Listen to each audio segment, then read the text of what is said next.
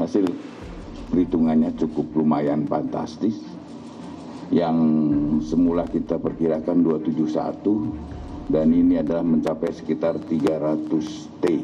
Kejaksaan Agung, Kejagung, Republik Indonesia masih terus mengusut kasus dugaan korupsi tata niaga komoditas timah di wilayah izin usaha pertambangan, IUP, PT Timah Terbuka tahun-tahun 2015 sampai tahun 2022. Kabar terbaru, nilai kerugian dalam kasus tersebut bertambah cukup besar dari yang diperkirakan sebelumnya.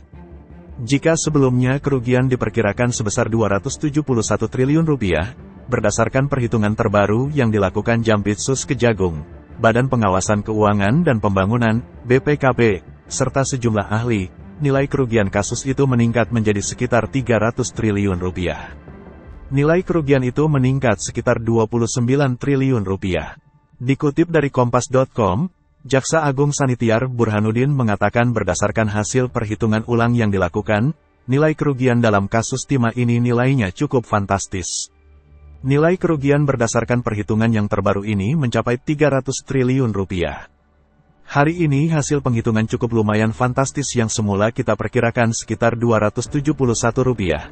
Ini adalah mencapai sekitar 300 triliun rupiah, kata Jaksa Agung Sanitiar Burhanuddin dalam konferensi pers di Gedung Kejagung, Jakarta, Rabu, tanggal 29 Mei tahun 2024.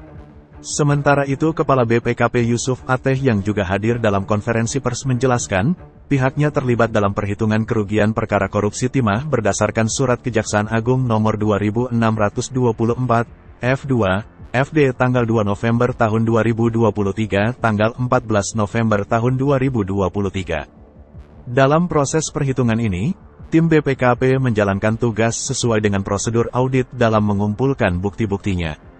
Kemudian juga berdiskusi dengan sejumlah ahli.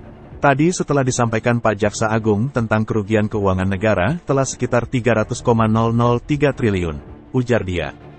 Sebelumnya, dalam kasus dugaan korupsi timah ini, penyidik Kejaksaan Agung sudah menetapkan 21 orang sebagai tersangka.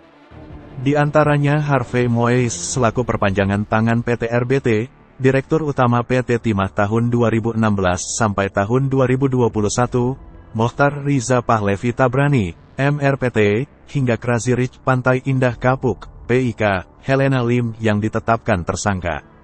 Para tersangka diduga mengakomodir kegiatan pertambangan liar atau ilegal di wilayah Bangka Belitung untuk mendapatkan keuntungan. Tribun X menghadirkan lokal menjadi Indonesia.